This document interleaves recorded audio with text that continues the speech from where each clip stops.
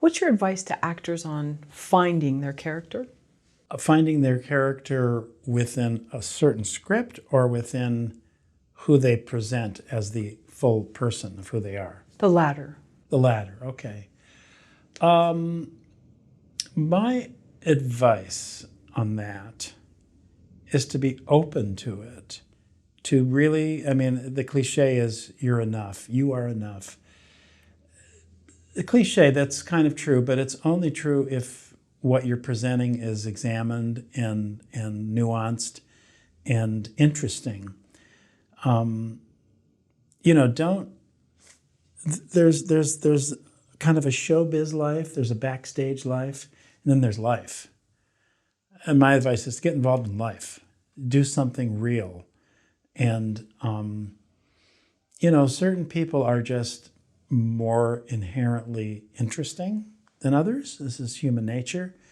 But to find that person that is the core person that you present, that kind of populates everything, that just takes time, and it takes patience, and it takes kind of being honest with yourself as to, you know, who you are and what, you know, what did I watch last night? I watched, who was it? I'm blanking on it now. I've been watching The Morning Show, which I think is so good. And, this actor, I haven't seen him for a long time. He's an older guy named Paul Guilfoyle, who's been in tons of stuff. I haven't seen him in a long time. And he's older than me, which means he's really old. But he's like, I went, oh, that's Paul Guilfoyle. Wow, where has he been? But he just is there. I mean, he has not only found that thing, he is that thing. And it's a little bit like the Jack Warden story that I told. I don't know how the advice is just to be open to it and to be willing to be honest with yourself about who you are. Because that's the whole ballgame as far as who you are dominates what you can do in the film and television world. So you really need to get acquainted with yourself. You need to like yourself. When people say, they don't get me, well, maybe they don't get you because you don't get you. Once you start to get yourself, people will start to get you, has been my experience. But that takes a long time. Some people never get there, and some people get there pretty quickly. What's your advice for finding a character within the script? When you say finding it, you mean owning it? Owning it? Kind of branding it? Mm-hmm. Bringing your own take to what the director sees. Well, you're in charge of some of that, and there's some of that you're not in charge of. All you can do is, as my former student said, pretend that what's happening is happening to you personally. All you can do is make it personal. The other stuff you're not in charge of. There's all kinds of forces at play that kind of subvert that. I think that it's knowing, it's kind of also knowing what your strike zone is. Everybody's got a strike zone. Like, by that I mean, not everybody has to have a huge range. I mean, I think that is the goal of the young actor. I can play everything. I can do all these parts. I can play an old man, even though I'm not an old man. I can play an Irishman, but I'm not Irish. They'll get an Irishman. Okay, they don't need you. They'll get an Irishman. So I think understanding who you are and understanding where you fit and being okay with that, because otherwise trying to please them is a fool's errand. There's no pleasing them, whoever they are. We always talk about them. They don't get it.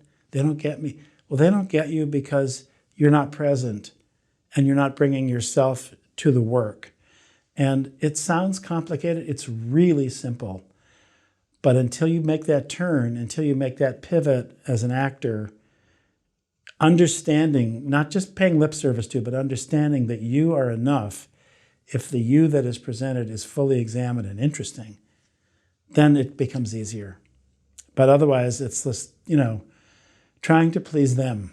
That's the on the tombstone of every failed actor. I tried to please them. Does that make sense? It does. Do you think it happens more with younger people? Yes and no. I mean, it happens. Younger people, some of them just are moving on instinct totally. They don't even understand the subtlety of that question. Some of them. So and so they're blissfully ignorant, and sometimes that's great because lightning strikes. You know, they go, "Oh, him," and you don't even know what you got. But you know that I've seen that happen a lot. But it happens all the time because we want to please. We want to be picked. We want to get the gold star up on the wall and be told we're good. And we want to get that affirmation. And if we didn't want that, we wouldn't be human. But we don't always get that. I mean, the failure rate, if you can call it that, that's a harsh term, is significant. I mean, how many things do people audition for and when do they actually book something? And I see these things we were talking about social media earlier. Booked it with the big, on Instagram and stuff. Booked it. I want to have one that says, didn't book it, still chill, still happy, didn't book it. Because that's the reality of it. Right? I mean, that is the reality of it. Booked it. It's like this whole thing of just presenting this kind of phony confidence and confidence is a hard one thing. And everybody's happy when you book. I mean, your wife or husband or your partner, everybody's happy when you get a job because sometimes it's a great job too. But it's knowing who you are. It all comes down to that. I mean, it's just simple that way for me. How do you know what your character's flaw is? Great question. I don't know that every character has a flaw, particularly in film and television when you're doing more functionary roles, let's say, that's a really good question. And I don't know that I have a good answer for it, but I think there's two things that I often tell people to think about. That's one of them. And the other one is, does your character have a secret? Like, what are you not saying? Sometimes what you're not saying is far more important than what you're saying. What you choose not to say in a scene. Like, I'm not going to say that. I'm going to say something different. So you watch a character shift focus. So that's what you choose not to say is very revealing. What the flaw is, sometimes it's really evident in the script. If you're playing a murderer, we know what the flaw is, or we know what the baseline of the flaw is. But for those more garden variety roles, sometimes they don't have a flaw, in my opinion.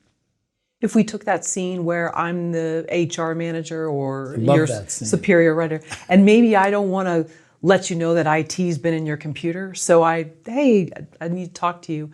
So then what could something how could I express it without actually saying that, we've seen online gambling coming from your computer. If I am holding this secret, what's a good line? What's a good way to play it?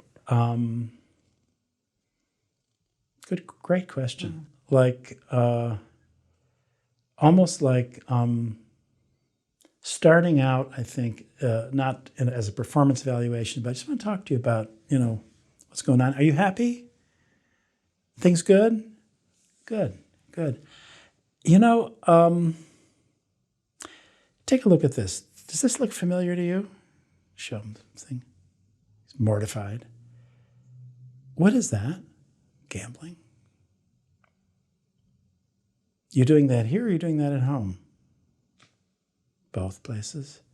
Do you need help? We have an HR department. We want to help you because otherwise we have to remediate this or we're going to have to let you go. So I don't know if this is answering your question, but it's kind of understanding the way in. The way in is, look, if he or she was a horrible boss and was very confrontational, that's a different scene entirely. If the motivation of the boss is, I really like this person, he or she does a great job, I want to try to remediate this, but this is a big problem, that's a different scene entirely. And it also comes down to what else do we know about that character? What else do we know about the boss? What else do we know? Does he or she have their own secret? Like, I don't know if you watched Ted Lasso. I haven't watched it. Great show. I hear good things. There was it's about a football team, soccer team. We call it soccer. And they had a they had a sports psychiatrist in part of the season. This African black woman in England, and she was just fantastic and really substantial.